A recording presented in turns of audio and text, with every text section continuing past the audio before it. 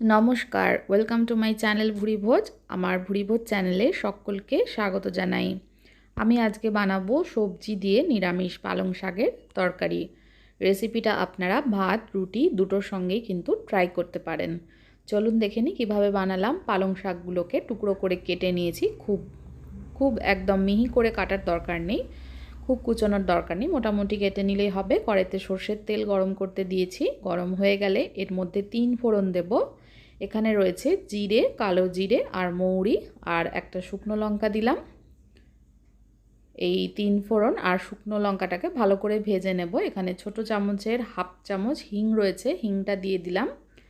হিংটা একটু ভাজা হলেই সাথে সাথে এখানে সমস্ত সবজিগুলোকে আমি এইভাবে কেটে নিয়েছি। সিমকে দু টুকরো করে নিয়েছি, আলুগুলোকে একটু লম্বা করে, বেগুনগুলোকে এইভাবে কেটে নিয়েছি। আর সিমের অবশ্যই দুদিকের যে আঁশটা থাকে ওগুলো ফেলে নিতে হবে। আর মূলোগুলোকে একটু সরু করে লম্বা করে কেটে নিয়েছি, কারণ মূলোটা গলতে কিন্তু সময় নেয়, সেই জন্য মূলোটা একটু সরু করে কেটে নিয়েছি। এবার সমস্ত সবজিগুলোকে ভেজে নেব।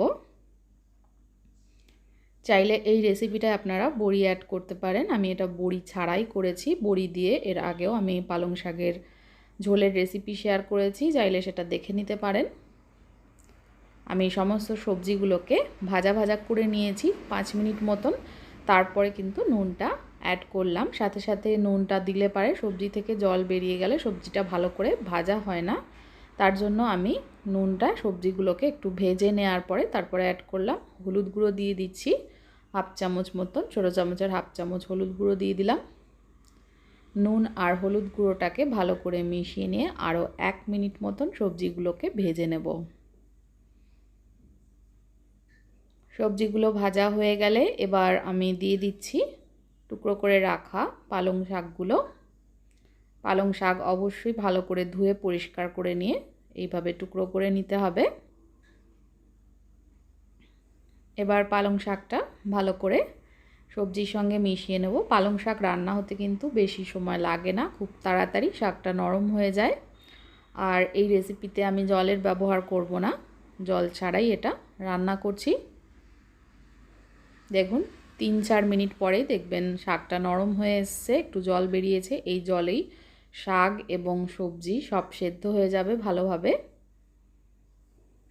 একটু নেড়ে চেড়ে নিচ্ছি, জলটাকে শুকিয়ে নেব।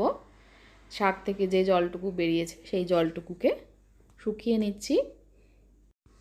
সবজিগুলো যেহেতু আগে ভালো করে ভেজে নিয়েছিলাম, তার জন্য এটা সবজিগুলো সেদ্ধ হতে কিন্তু বেশি সময় নেবে না। আর পালং শাকও খুব তাড়াতাড়ি নরম হয়ে যায়। দেখুন এটা সবজি সেদ্ধ হয়ে গেছে আর পালং শাকটাও প্রায় রান্না হয়ে এসছে।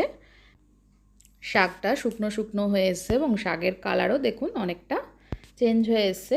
এটা প্রায় রান্না হয়ে এসছে। এবার একদম শেষে একটু সামান্য পরিমাণে চিনি অ্যাড করলাম।